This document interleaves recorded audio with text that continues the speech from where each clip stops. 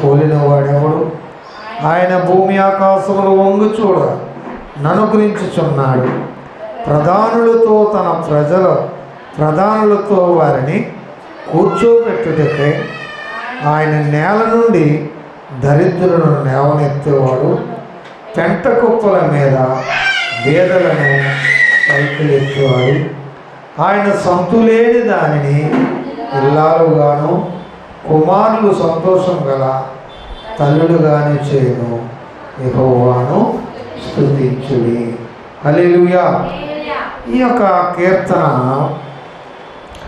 అంటే దేవుని యొక్క సన్నిధిలో యెహోవాను స్తుతించుడి అంటే విధేయత గలవారికి దేవుడు కృపను అనుగ్రహిస్తాడని ఈ యొక్క మరి కీర్తనకారుడు తెలియపరుస్తున్నాడు. దేవునికి స్తుతి చెల్లించుట శోభస్కరమని రాయబడింది.